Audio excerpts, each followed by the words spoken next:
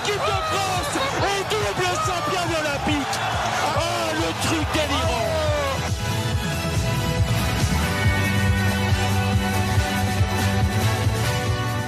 Le Campus Sport Club, tous les mardis soirs, 23h minuit, sur Radio Campus Lille.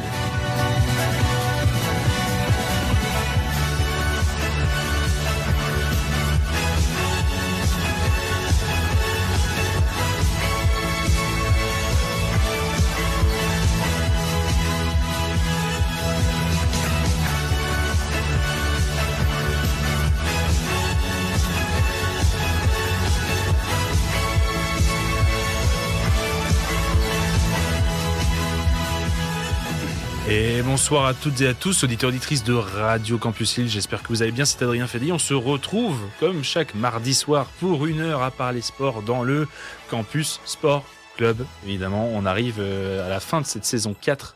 Comme j'aime bien faire la vanne, je vais la répéter. Saison 4, épisode 23. Toutes les personnes conceptrices de séries type Friends, ils commencent à flipper. On va commencer. Si un jour on va déjà jusqu'à la saison 10, je peux vous dire, les gars, je vais exploser de joie. Pour me suppléer ce soir pour parler sport, et on a des belles choses à dire, il y a Tom à ma gauche. Comment tu vas, Tom? Ça va en forme, tranquille. On a vécu une belle soirée, donc on est content d'être là ce soir. On est très content. Surtout toi, parce que tu as quand même un maillot. Il joue demain, Oui, Bayern Munich. Il est sorti le petit maillot du Bayern, ouais, mais j'avoue que c'est plus pour le style que pour le côté supporter. Je sais pas, peut-être que tu as des origines munichoises, bavaroises. Non, j'ai pas de camp de l'autre côté de la frontière, non, ça va. Ça marche. Et face à toi, Félix, qui nous accompagne aussi ce soir. Toi, t'as des origines bavaroises, peut-être? J'ai pas d'origine bavaroise, non. Malheureusement, je suis quelqu'un de sans saveur de ce point de vue-là. Un pur lyonnais, quoi. Pur lyonnais. Tu te fais mal. Bon, et ça va, t'as apprécié ta soirée aussi? Ça va très bien, j'ai apprécié ma soirée. Je suis content de revenir ici dans le studio parce que ça fait mine de rien un petit bout de temps que je suis pas venu. Ouais, vous deux même. Très longtemps. Ouais, ça fait bien 2-3 mois, donc je suis content d'être là, 3 émissions tranquilles. De toute façon, cette émission, c'est comme la CAF. Tu fais une fois de temps en temps, tu reçois ta paye, et t'es content. Après, tu fais profil bas. Vous inquiétez pas. Bon, merci en tout cas d'être là ce soir. On va pouvoir attaquer cette émission avec, évidemment, les résultats, des résultats qui vous sont proposés ce soir par Tom. Et on va forcément parler un peu coupe aux grandes oreilles. Si vous n'avez pas tout suivi cette semaine, c'est l'occasion de vous rattraper avec les résultats du Campus Sport Club.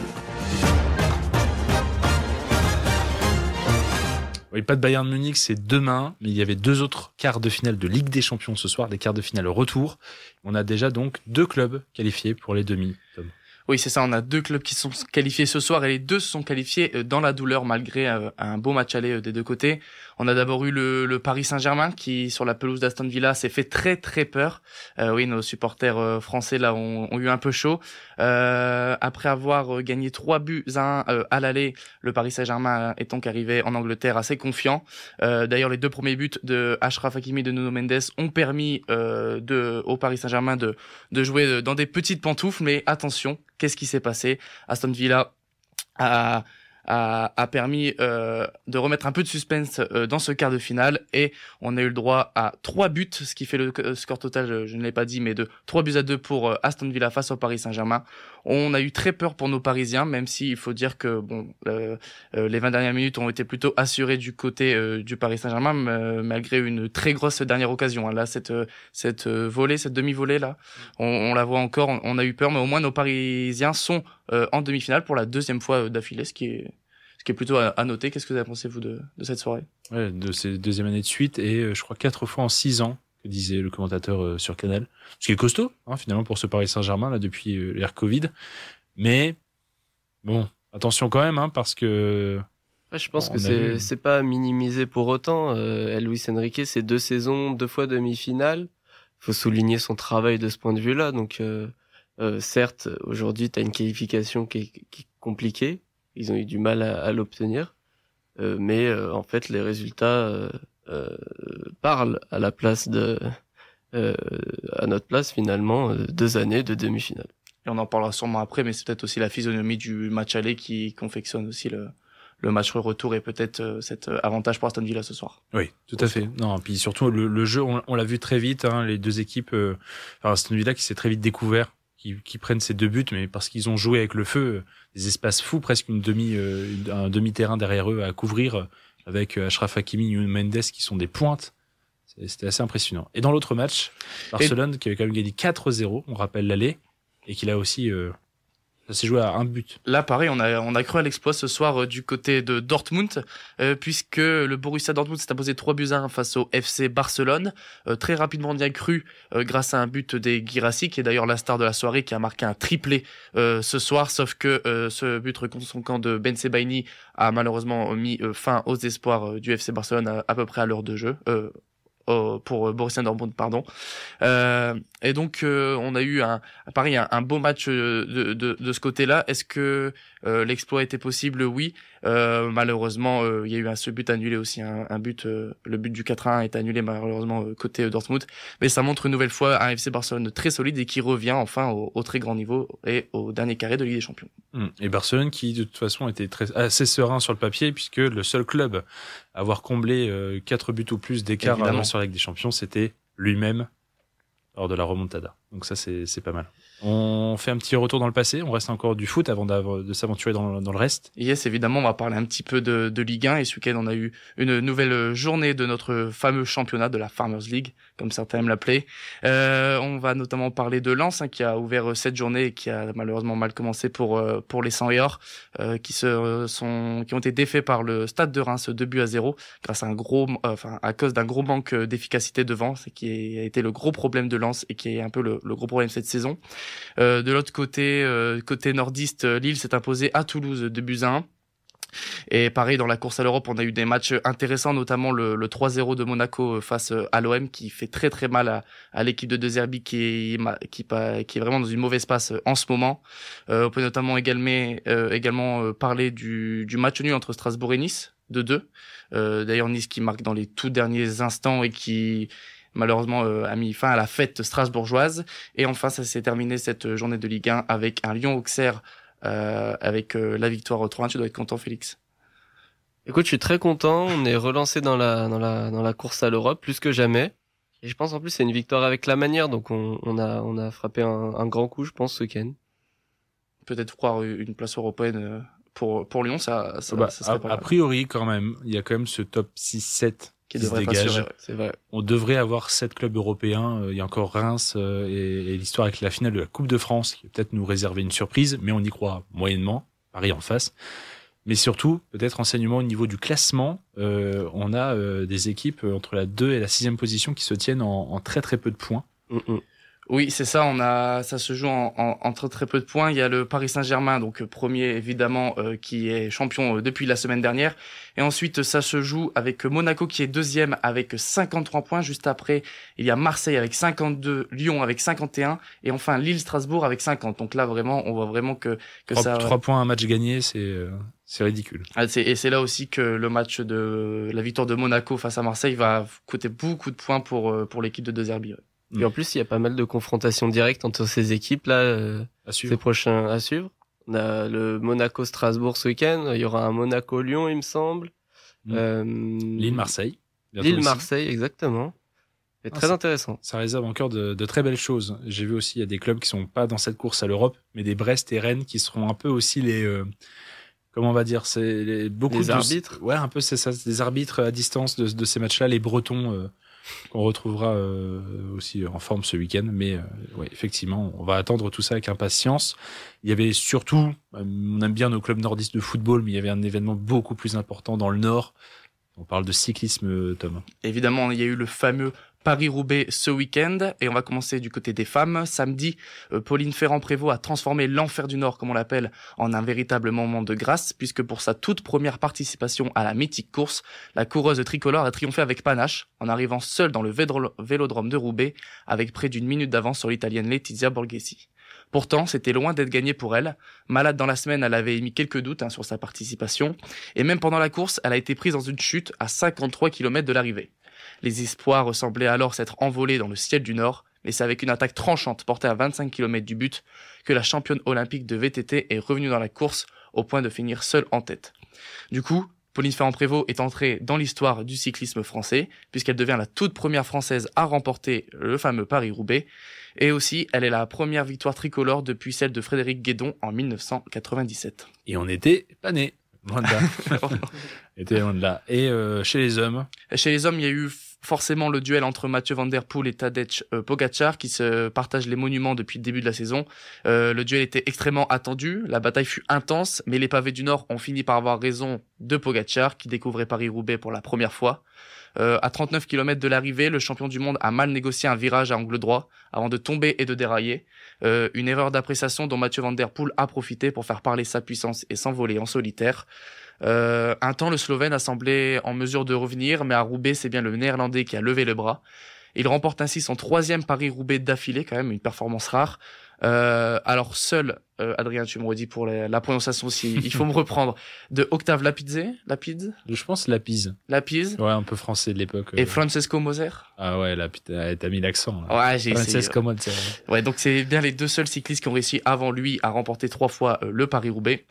Et aussi à noter qu'il rejoint Pogačar au sommet du palmarès des monuments au XXe siècle. Tous les deux sont à 8 victoires chacun.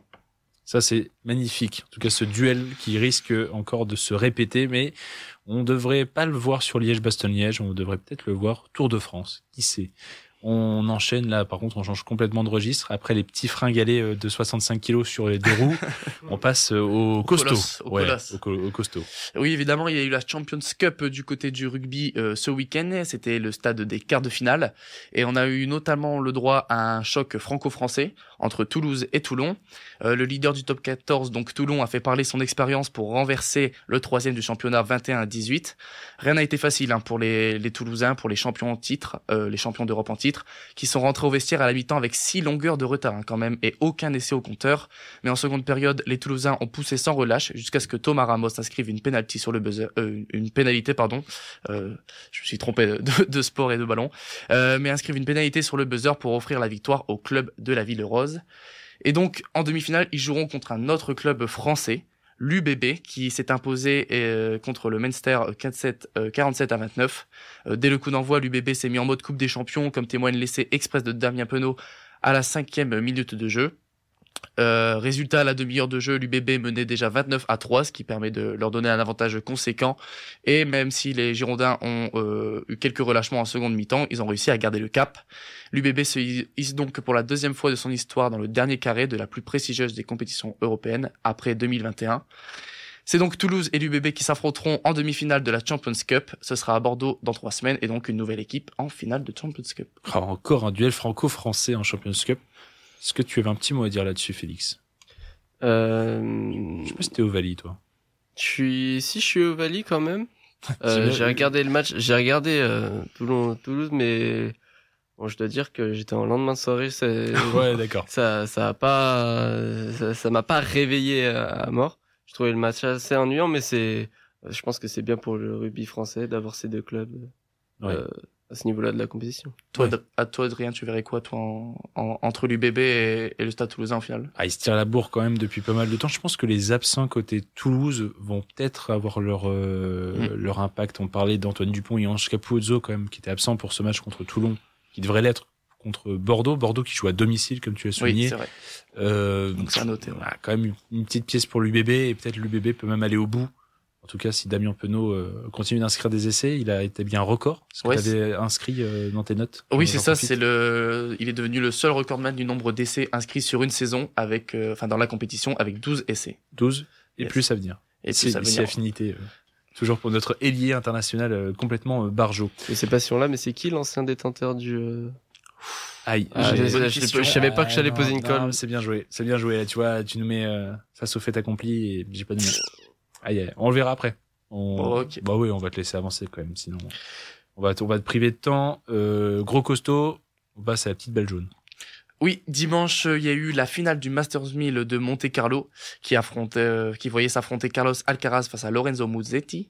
J'essaye de faire travailler l'accent Ah oui, un donc, petit peu. c'est parce que je m'appelle Fedeli que tu fais tous les Italiens, c'est ça? Non, une petite appétence pour l'italien, on va dire. Je sais même pas comment on dit en italien. Alors, dépassé pendant le premier set, l'Espagnol a profité d'une baisse de régime de l'outsider italien pour renverser la tendance. Le numéro 3 mondial a enchaîné les jeux pour recoller et s'offrir une troisième manche décisive qu'il a rapidement pliée. Score final 3-6, 6-1, 6-0. Après un début de saison mitigé, Carlos Alcaraz s'offre ainsi son plus beau titre depuis son sacre à Wimbledon en 2024. Et il décroche au passage un 6e trophée en Masters 1000 et retrouve donc la 2e place du classement ATP. Qu'est-ce que vous pensez du début de saison d'Alcaraz et qu'est-ce que cette victoire peut lui apporter pour le reste de la saison? Elle fait du bien, hein. Mais je plus qu'Alcaraz, parce qu'on pourrait appuyer sur Alcaraz, je trouve que c'est même plutôt le top 10 mondial qui se porte pas... Ouais, contrairement à des années, on était habitué aussi à des années à un top 3 dominant. C'est vrai. Un top 5 explosif. C'est beaucoup plus ouvert. Ouais, le top 10, on a l'impression que c'est un niveau assez médian pour tous. Et on a un numéro 1 mondial qui est suspendu. On a un numéro 2, numéro 3, maintenant Carlos Alcaraz, Alexander Zverev, qui sont capables de perdre des matchs contre des mecs beaucoup moins forts sur le papier qu'eux. Derrière, après, ça a du mal à suivre. Djokovic, il est toujours 5e, mais bon, c'est plus le grand Djokovic.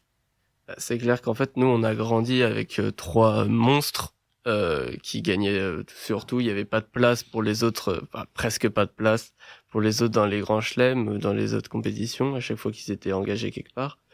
Donc là, forcément, il y a un éclatement du top 10, mais moi, je trouve que c'est plus intéressant. Ça ouvre la porte à d'autres joueurs, notamment peut-être des petits Français, on verra plus tard. Mais oui, c'est ce que j'allais dire, ça va peut-être pouvoir laisser plus d'espoir aux Français, mais ça, je pense que t'en parleras tout à l'heure. On en parlera tout à l'heure. Effectivement. On finit en attaque sur la fin, le sport mécanique. Yes, avec le sport mécanique, il y a eu le Grand Prix de Bahreïn ce week-end en Formule 1. Les McLaren confirment leur bon début de saison, puisque l'écurie britannique a signé sa 3e victoire dimanche grâce à Oscar Piastri.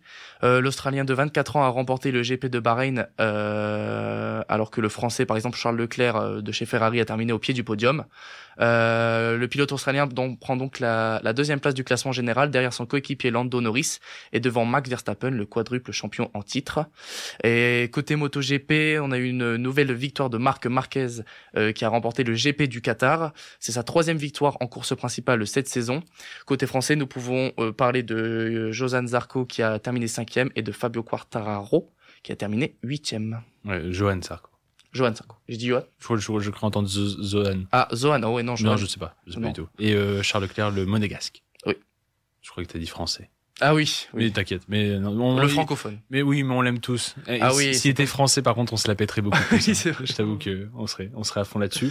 Et comme on a un peu de temps, un peu de golf, pour finir ces résultats. Et oui, on va terminer avec du golf parce qu'il s'est passé un moment important ce week-end dans l'histoire de ce sport, puisqu'à 35 ans, Rory McIlroy, vous l'avez peut-être entendu parler de lui ce week-end, le golfeur nord-irlandais est entré dans la légende du golf. En s'imposant ce week-end au Masters d'Augusta, il a rejoint le cercle très fermé et prestigieux des vainqueurs des 4 tournois majeurs. Ils sont seulement 6 à avoir réussi cet exploit, donc 5 avant lui et maintenant 6. Son palmarès déjà impressionnant s'enrichit d'un titre qui lui échappait depuis plus d'une décennie, parce que les derniers grands chelems qu'il a gagnés remontent à 2011, 2012 et 2014. Et donc ce week-end, le Nord-Irlandais a conquis le trophée qui manquait à sa collection, au terme d'un week-end riche en rebondissements et en émotions surtout. Le Masters d'Augusta, considéré comme le sommet du golf mondial, a offert à McIlroy la consécration de sa carrière, symbolisée par la mythique veste verte. Peut-être que les amateurs de golf auront la référence. Et vous l'aviez, la veste verte d'Augusta? Non, seulement les articles que j'ai survolés, mais avant, j'avoue que le golf, c'était pas... À part Wii Sport, j'avais très peu de références au golf, donc... Déjà, quels sont celles et ceux qui nous écoutent qui ont la référence de Wii Sport? Oh si, quand même. C'est quand même, je crois, le jeu vidéo le plus vendu de l'histoire. Mais c'était Wii Sport. C'était iconique. Parce que vendu avec la console. Ouais, ça marche. Mais en tout cas, j'étais pas très très bon au golf, perso. J'étais nul dans tous les sports. Par le bowling. Ah, bowling aussi, très bon. Mais après, je me suis essayé au golf en vrai, j'étais pire que sur la Wii. En vrai, j'ai jamais essayé, vaut mieux pas, je crois. Le golf, ouais. C'est marrant. C'est très marrant. Et très compliqué à les couvrir, aussi journalistiquement. Oh oui, j'imagine. C'est vrai? Bah oui, parce que voilà. Il vaut mieux se pointer à la fin et regarder qui gagne. C'est un peu ça, c'est un peu dégueulasse, mais c'est un peu comme ça. Merci en tout cas Tom pour ces résultats. Pas de souci. Très très riches, très variés. Il est 23h20 ce soir sur Radio Campus Lille 106,6 FM. On va se lancer une petite pause musicale. On reste dans la thématique Paris-Roubaix, l'enfer du Nord, Highway to Hell. C'est le premier son qui m'est venu ce soir. Ça vous fera peut-être plaisir à certaines. Et nous, on se retrouve juste après pour les news habituellement du CSC. À tout de suite. ACDC Highway to Hell pour faire la petite dédicace à l'Enfer du Nord, remporté par Pauline Ferrand-Prévot et Mathieu Van Der Poel ce week-end sur les routes du Nord et les pavés du Nord. Surtout, vous êtes de retour en direct dans le Campus Sport Club sur Radio Campus Lille 106,6 FM. J'ai un peu roulé le R, je n'ai aucune idée de pourquoi j'ai un peu roulé le R. On va pouvoir attaquer tout de suite la suite. Après les résultats de Tom, il est temps de faire place aux news. C'est l'heure de refaire le tour de l'actualité sportive dans les news du Campus Sport Club.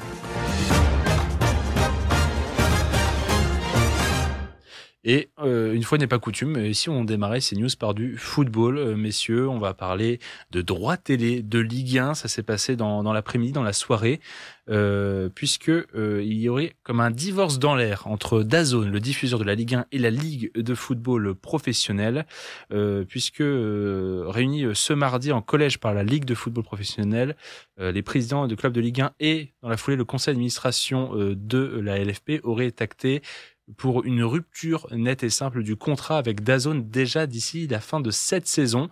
Pour rappel, DAZN avait acquis les droits de diffusion de la Ligue 1 l'été dernier pour 8 matchs et 400 millions d'euros par saison. Et dans ce nouveau contrat signé avait été établie une clause que si le nombre d'abonnés n'atteignait pas 1,5 million en décembre prochain, 2025, DAZN pourrait alors à ce moment-là activer une clause de sortie pour finir au bout de 2 saisons au lieu des 5 signés au préalable. Sauf que la situation est tellement délicate, on parle de 500... Je sais pas si vous avez vu passer des stats, vous, autres. Moi, j'ai vu 550 000 abonnés, à peu près, pour DAZN. Ouais, c'était un tiers de ce qui était prévu. Ouais, c'est pas terrible. Ouais, c'est en tout cas, vraiment, on part droit dans le mur. Et il y aurait eu du coup ce vœu a priori soumis, c'est des informations rapportées par la journaliste de l'équipe pour l'instant de ce divorce, mais le diffuseur aurait répondu ne pas être d'accord sur les conditions imposées par cette rupture et notamment le 2 versements. On parle d'un versement de la dernière échéance de 140 millions d'euros pour la fin de cette saison et une autre indemnité d'un peu plus de 100 millions, on parle de 110 à 125 millions d'euros pour ce qui concerne la saison prochaine, qui serait non honorée pour le coup. Et DAZN aurait rétorqué, toujours selon les informations rapportées par l'équipe, ne pas être d'accord en ces termes. Donc il reste encore quelques jours pour éclaircir la situation, mais ça sent très très mauvais. Vous avez, je sais pas si de ce que vous entendez, de ce que vous avez lu, vous voyez une solution qui paraît être la meilleure et la plus cool pour le sport, le football français? Bein, Canal, un autre média, LFP Média qui parlait aussi, la LFP qui parlait de son propre média. En fait, je pense que la solution temporaire la plus solide, ce serait Canal. Mais Amazon Prime, à l'époque. C'est vrai qu'il y a eu ça. C'était déjà mieux, Amazon Prime, mais Canal, ce serait la solution temporaire la meilleure. Mais en fait, ça fait plusieurs années que Canal, ils font quand même les pompiers. Ils l'avaient fait avec Mediapro. Je pense pas que ce soit dans leur objectif de le refaire encore une fois, donc je pense que c'est assez préoccupant, très inquiétant. Je sais pas ce que t'en penses toi, Tom, mais moi ça me fait peur à la fois pour les clubs financièrement, parce que forcément déjà il y a plusieurs clubs qui sont dans le rouge. Alors si en plus les droits TV ne font que baisser comme elles le font depuis plusieurs années, ça m'inquiète un petit peu. Puis ça me fait peur aussi pour le produit Ligue 1 en soi, quoi. Déjà qu'il est pas forcément bien vu à l'extérieur, comme j'avais fait la blague tout à l'heure. On a rigolé, on disait juste avant le Covid, on parlait de la Ligue 1 à 1 milliard. 1 milliard, ouais. Et là, on serait peut-être sur la Ligue 1 à 100 millions et encore. Voilà. Ça, c'est un peu triste. Et pour finir sur les chiffres et sur cette affaire, pour rappel, la DAZN qui réclame aussi de son côté quelques 573 millions d'euros de préjudice à la Ligue pour un manquement observé et une tromperie sur la marchandise, notamment à cause des soucis de piratage et de manque de diffusion qui, selon eux, sont de la responsabilité de la Ligue et qui expliquerait le peu d'abonnés en ce début d'année comparé aux 1,5 million espérés par DAZN. J'arrête avec cette histoire-là, on va un peu partir sur les bonnes nouvelles. Ce soir, j'allais annoncer aussi, ça va être une alternance. Bonne nouvelle, mauvaise nouvelle. On va sur les bonnes nouvelles, on va parler basket. puisque on parle de Français qui brillent. On a appris aujourd'hui, très tôt ce matin, la 2e place à la draft WNBA. C'est le championnat nord-américain de basket de l'intérieur lyonnaise Dominique Malonga. La joueuse de 19 ans aujourd'hui à Lasvel, à Lyon, a été choisie par les Seattle Storm, juste derrière la star américaine Paige Bueckers, qui part, elle, chez les Dallas Wings. C'est une première pour une Française en WNBA depuis Isabelle Fijalkowski en 1997, qui avait aussi été 2e joueuse pour la première draft de l'histoire de la WNBA. Et je cite Dominique Malonga, être sélectionné en numéro 2, ça représente énormément pour moi. On parle beaucoup de l'expansion du basket français chez les garçons.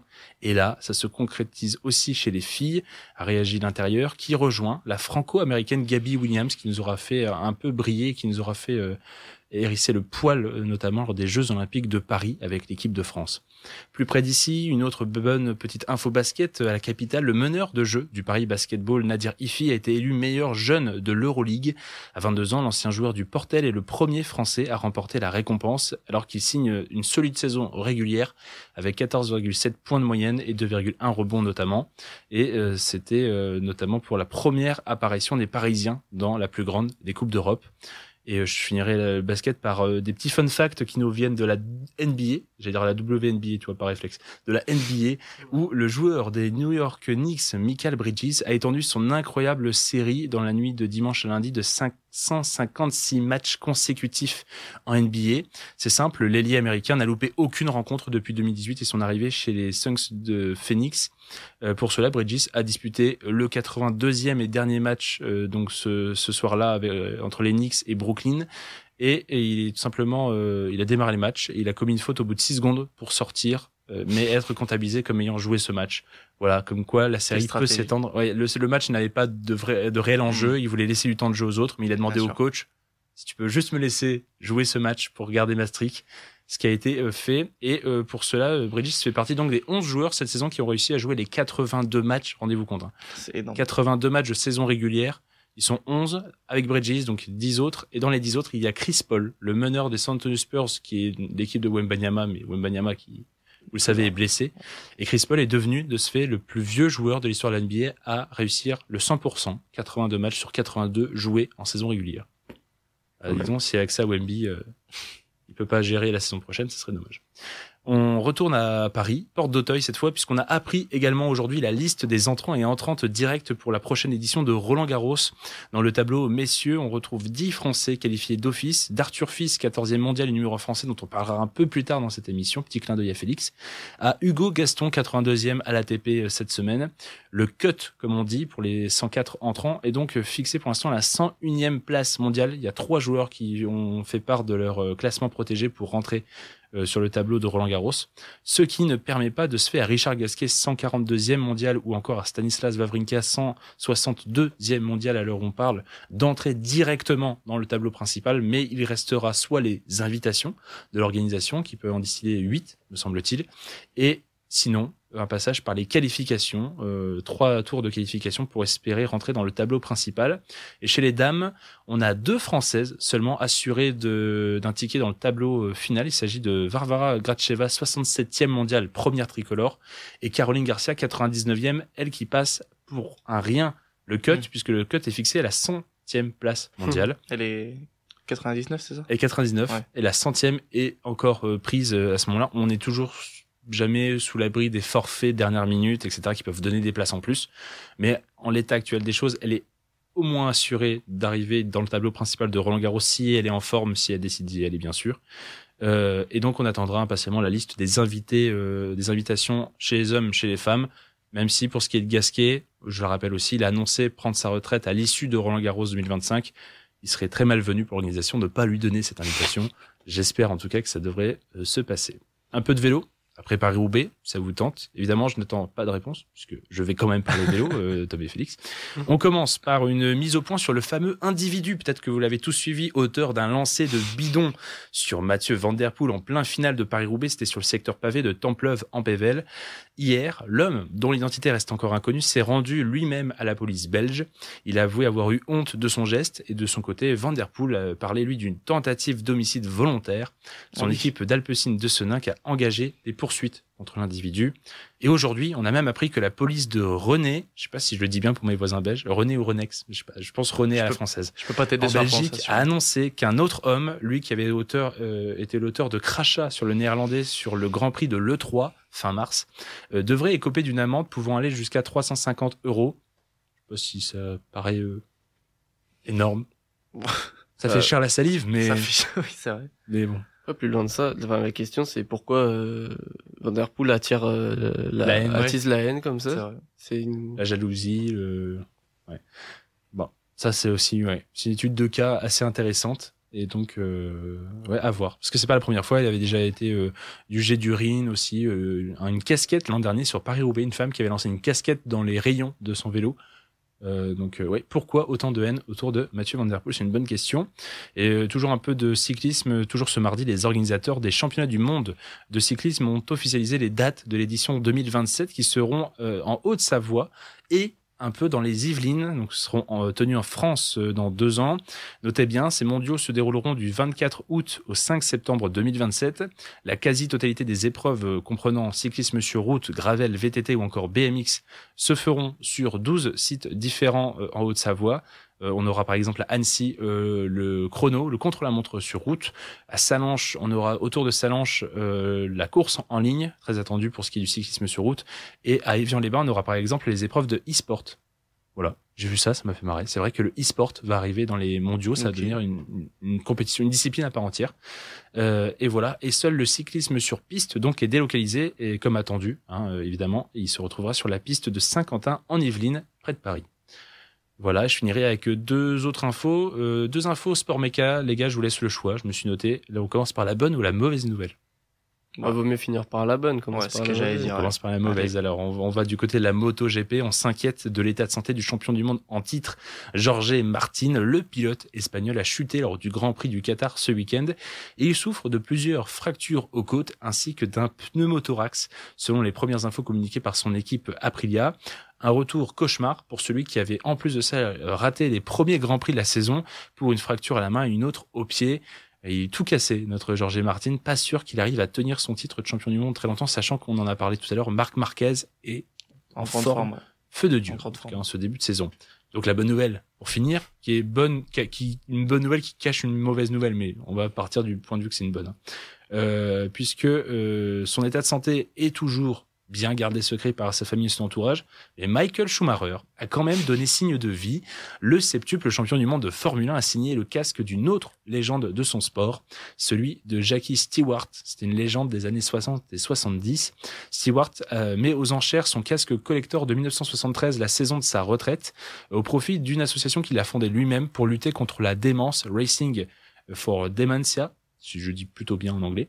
Schumacher et d'autres pilotes de renom ont apposé leur signature sur ce même casque, sachant que l'Allemand de 56 ans a paraphé l'objet de ses initiales, mais avec l'aide de sa femme, rapporte Stewart, puisque pour rappel, Michael Schumacher est tombé dans un profond coma après un accident de ski. C'était déjà en décembre 2013, ça fait bientôt 2013. Ça fait déjà bientôt 12 ans, cet énorme. incident-là.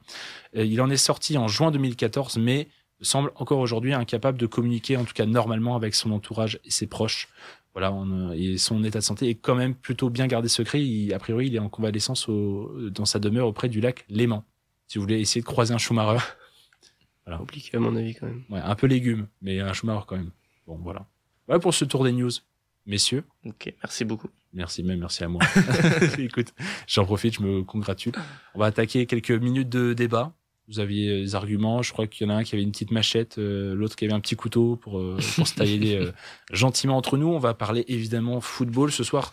Vous avez choisi le petit débat Paris Saint-Germain. Paris Saint-Germain, dis donc, toi, comment tu touches au micro, toi?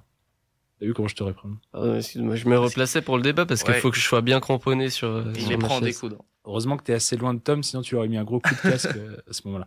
Débat, je m'éternise sur le Paris Saint-Germain. Paris Saint-Germain qui s'est qualifié dans la douleur ce soir pour les demi-finales de la Ligue des Champions.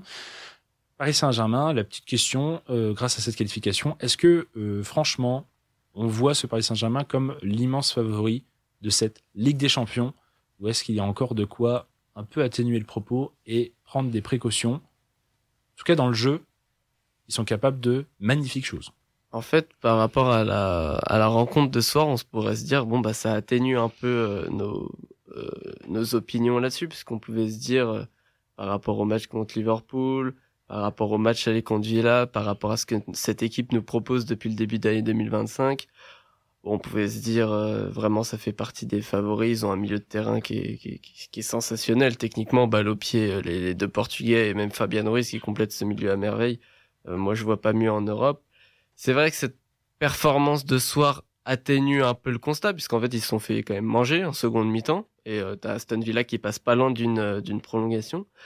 Mais tu peux aussi avoir cette réflexion de, en fait, quand tu mets en parallèle le match du Barça et le match du PSG, t'as peut-être les deux favoris, en fait, de la compétition, et c'est les deux favoris qui perdent ce soir et qui sont vraiment en difficulté. Même le Barça est pas passé forcément très loin, de se faire éliminer.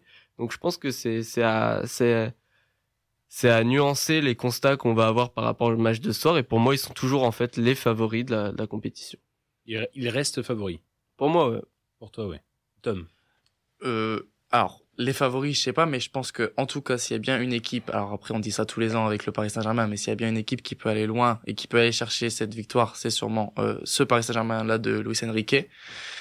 Surtout que là, parce que certes, oui, ils perdent ce soir, mais je pense qu'il y a la physionomie du match aller et aussi le fait qu'ils gagnent quand même 2-0 au début de ce match. Donc forcément, dans les têtes, il y a peut-être un certain confort. Ouais, on rappelle au cumul, du coup, il y avait 5-1. Il y avait 5-1, voilà.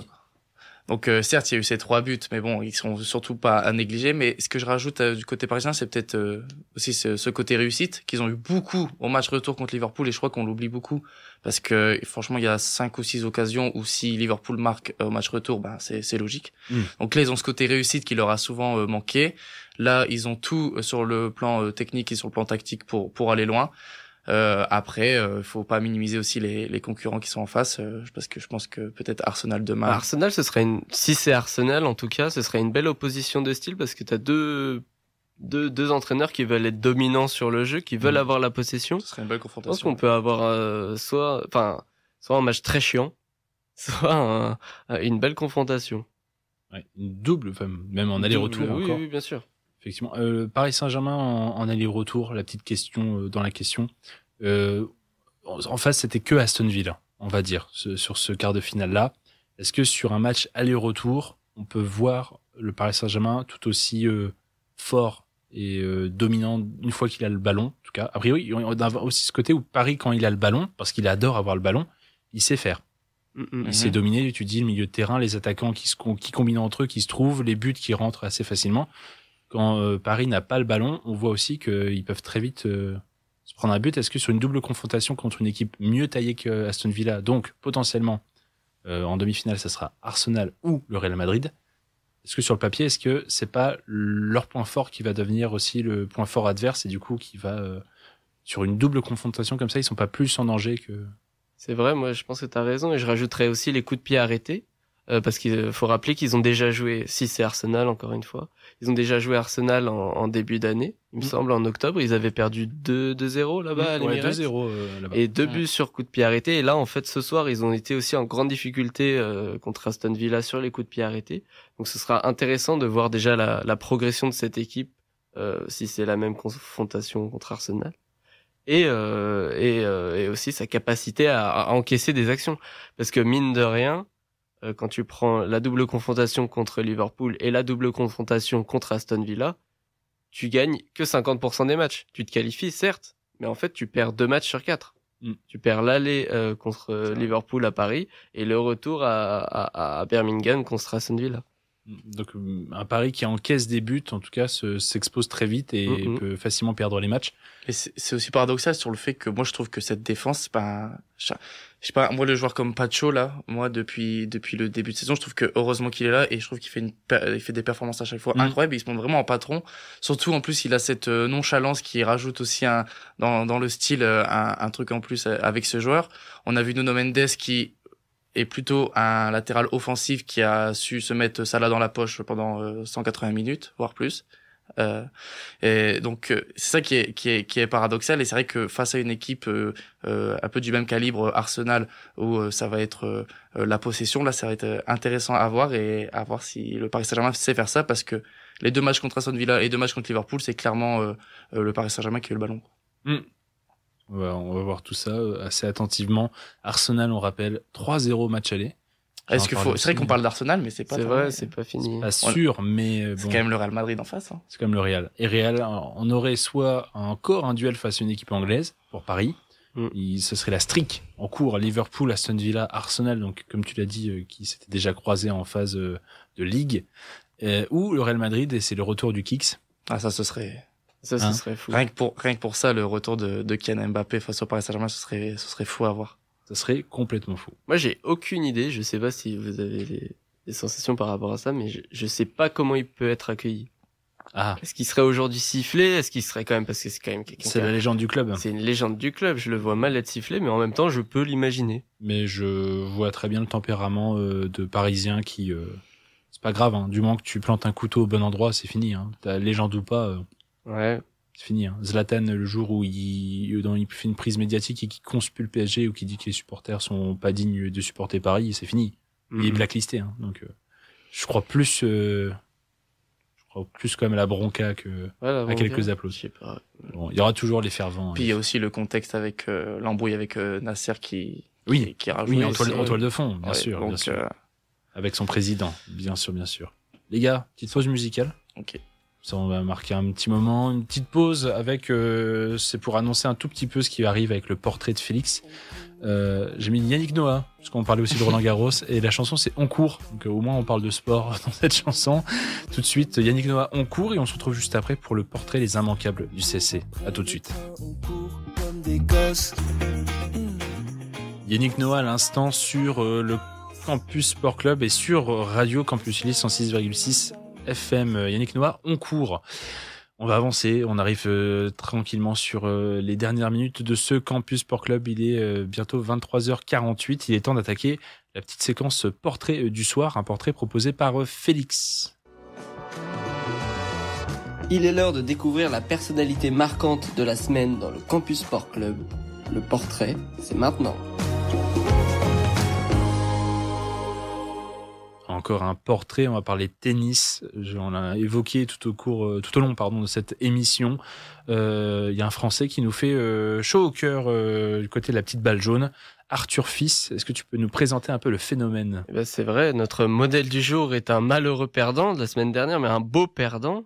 Défait par Carlos Alcaraz au terme d'un combat haletant, le Francilien ressort grandi finalement de ce quart de finale de Masters 1000 de Monte-Carlo. C'est un joueur au service puissant, au coup droit monstrueux et une pointe de vitesse très élevée. Arthur Fils a tout pour vraiment devenir un grand de ce sport. Les spécialistes le décrivent tous comme un joueur complet. D'ailleurs, ses idoles ne sont autres que l'élégant Roger Federer et le spectaculaire Gaël Monfils. Des sources d'inspiration sur lesquelles il s'appuie pour progresser. Je le cite, « En essayant de bosser vers l'avant, j'essaye de prendre en compte le meilleur, comme Roger », déclarait-il alors en 2024. En mars dernier, il a décidé de changer d'entraîneur pour l'aider à atteindre ses objectifs. Il a choisi le Croate Ivan Sinkuš comme entraîneur principal. C'est une mentalité différente, expliquait Fils sur les ondes de RMC. Ça ne passe pas par 100 chemins pour dire quelque chose, c'est très droit et c'est très bien. Aujourd'hui, âgé de 20 ans, il a l'état d'esprit qui colle à ses ambitions. Je le cite à nouveau, « Si je me dis que je vais être numéro 1 mondial, alors je peux être numéro 1 mondial. » Cette ambition, il la cultive depuis tout jeune. En 2021, il attend la finale de Roland Garros face à son compatriote Lucas Van Hache, une autre grande promesse de la formation française. L'année suivante, il découvre le monde professionnel avec des résultats plus que valorisants, 4 finales de Challenger, le circuit secondaire à l'ATP, et une première participation à un Masters 1000, celui de Paris. À tout cela, il faut ajouter un tableau de chasse savoureux, Richard Gasquet et Stan Wawrinka, entre autres. On parle d'un joueur qui n'a alors que 18 ans. L'année 2023 est l'année de la confirmation. L'Essonien remporte son premier tournoi ATP 250 à Lyon, en battant l'Argentin Francisco Cerundolo. Cette même année, il bat pour la première fois un joueur issu du top 10 ATP. Je vous pose une petite question, les gars. Est-ce que vous savez de qui il s'agit, le premier joueur du top 10 ATP à ce moment-là, bien sûr, que Arthur Fils a battu? C'est très compliqué, enfin, je sais pas si vous le savez, mais je vous donne un indice. Il a été 2 fois finaliste de Roland ces dernières années. C'est pas Dominique Thiem. Casper Ruud. C'est bien sûr Casper Ruud. Hey. C'était à Hambourg. À Hambourg. Ah non, je veux dire, non. Ah, sur terre battue alors. En plus. Hambourg. Ouais. Ouais, donc en plus, il bat un double finaliste de Roland sur terre battue. Ah oui, oui. Oui, c'est fort. Ah oui, il est fort. Et bref, en 2023 constitue une vraie année de progression pour Arthur Fils, qui goûte cette année-là top 40 ATP. Mais c'est vraiment les années 2024 et 2025 qui sont les années de l'envol pour lui. Arthur Fils se fait un vrai nom dans le paysage médiatique et tennistique français. En 2024, le jeune homme remporte son premier ATP 500 contre l'Allemand Alexander Zverev à Hambourg et atteint les 8e de finale de Wimbledon. La même année, il réalise une très belle performance à Tokyo où il remporte son 2e ATP 500 de la saison contre son compatriote et ami Hugo Humbert. Confiant, sûr de lui, il entend devenir un excellent joueur sur toutes les surfaces de terrain. Sa marge de progression se situe notamment au niveau de sa gestion des temps forts et des temps faibles. Il l'a lui-même expliqué à l'issue d'un match contre Alcaraz, je le cite, « C'est agaçant de perdre des matchs comme ça. Je suis au niveau, mais ça ne passe pas parce que je perds ma concentration à des moments où il ne faut pas que je la perde. » Et un autre petit défaut, mais plus anecdotique, c'est selon, il est un fervent supporter du Paris Saint-Germain. Ouais, gros défaut, là. Ouais, c'est pour ça que je dis, c'est pas objectif de ma part. Désormais 14e au classement ATP et numéro 1 mondial, Arthur Fils ne cesse de s'élever. Malgré sa défaite à Monte-Carlo et sa déception, ses performances le font grandir. Je voulais vous demander par rapport à ça, les gars, est-ce que il y a de quoi avoir de grandes attentes le concernant, et notamment là avec cette suite de la saison sur terre battue, qu'est-ce qu'on peut attendre de lui? Il a gagné des trophées sur terre battue, c'est pas mal. On parle toujours, nous Français, terre battue, on parle toujours de Roland Garros. Et en plus, tout à l'heure, j'évoquais que le top 10, c'est un top 10 maintenant qui a l'air un peu plus léger, on va dire, en termes de densité de niveau. Justement, vous parliez, vous, de gars en dehors de ce top 10 qui peuvent percer. Ça en fait partie. Et au port du top 10, et il peut clairement y rentrer. Surtout que là, il est sur l'ATP 500 à Barcelone. Ouais. Il a gagné, son match du premier tour cet après-midi. Il est engagé dans cette compétition, donc je pense que ça... J'ai pas fait attention, par contre, au vu de son classement actuel, où est-ce qu'il avait gagné des points l'an dernier, parce qu'on rappelle aussi le classement en tennis. On est classé classement mondial par sexe, et c'est un nombre de points qu'on gagne de tournoi en tournoi, mais c'est un total qui est calculé sur 52 semaines. Et donc si là il entame c'est quoi, la 14e semaine, je crois, de l'année 2025, on lui retire les points d'il y a un an, et donc du coup on regarde quel est son nouveau classement, et je ne sais pas sur les 52 dernières semaines sur quelle période de l'année il gagne le plus de points, mais s'il n'en avait pas gagné tant que ça sur terre battue l'an dernier, il a encore un plus gros coup à jouer cette année, il peut encore gagner des places. Ça peut être sympa, franchement. Ouais, c'est clair. C'est clair, faut regarder ça. À Roland Garros, la dernière, il fait quoi? Il est éliminé dès le premier tour, je crois. C'est très mauvais. Donc, il y a surtout à Roland qui doit prendre des points. Ouais, voilà, c'est justement là, à Roland, où... c'est là qu'on l'attend, finalement. Voilà, on parle de terre battue. Et puis surtout, les Français rêvent toujours d'un Français qui brille. Et depuis Gaël Monfils, Richard Gasquet, Joe-Wilfried Tsonga et Gilles Simon, on a aussi du mal à sortir des nouveaux noms. Hugo Humbert et Arthur Fils, c'est un peu les deux seuls qu'on arrive à... Peut-être, je l'ai évoqué rapidement. Je sais pas si c'est votre avis là-dessus, mais le fait d'avoir changé d'entraîneur, d'être passé d'un entraîneur français à un entraîneur croate, il dit que c'est beaucoup plus dur, plus froid, mais au moins ça fait progresser. Oui. On se souvient de Yannick Noah qui disait que au bout d'un moment, il fallait sortir de ce cocon français, sortir de sa zone de confort. Est-ce que ça peut être intéressant aussi de se confronter à un modèle de tennis plus dur finalement que ce qui se connaît en France? Bah ouais. Ouais, je pense que ça peut que l'aider. Ce sera une nouvelle façon de voir les choses. Et même lui l'a dit, il veut être confronté. Par exemple, je crois qu'il a dit dans une interview, mon nouvel entraîneur, alors j'ai plus le nom, tu t'as réussi à le dire tout à l'heure, mais il avait clairement dit, si je suis nul, il le dira. Donc au moins il y aura cette franchise, et c'est comme ça qu'on s'améliore. Et ouais, je pense que Arthur Fils. Alors on va pas mettre trop d'espoir sur un tennisman français parce qu'on a eu trop de contre-exemples dans le passé, mais on met une petite pièce forcément. Mais on a de bonnes... On met pas tous nos espoirs derrière, oui. mais on va... Voilà. Il y a toujours de bons espoirs à mettre là-dessus, et à rappeler donc qu'il a déjà été finaliste à Roland Garros en junior en 2021, du simple messieurs contre Lucas Van Hache. Et cette année, il est devenu le plus jeune tennisman de l'histoire à être quart de finaliste des 3 premiers Masters 1000 de l'année, entre Indian Wells, Miami et Monte Carlo. Donc, bravo à lui pour ça. J'en arrête là. Merci beaucoup Félix pour ce portrait. Je vais me lancer mon petit jingle. C'est l'heure des immanquables pour finir cette émission et les dernières minutes du CSC. Après hier, place à demain et prochain rendez-vous sportif de la semaine dans les immanquables. On a commencé cette émission avec de la Ligue des Champions. La Ligue des Champions, ça se passe aussi demain. Deux autres affiches, donc Real Madrid, Arsenal et Inter Milan, Bayern, Munich, avec Tom qui est toujours avec son maillot du Bayern, mais qui en aura peut-être rien à carrer. Non, je sais pas. Deux matchs qui sont à suivre à 21h en simultané. Il y en a un sur Canal+, c'est Real Madrid, Arsenal, et l'autre sera sur Canal+, Foot.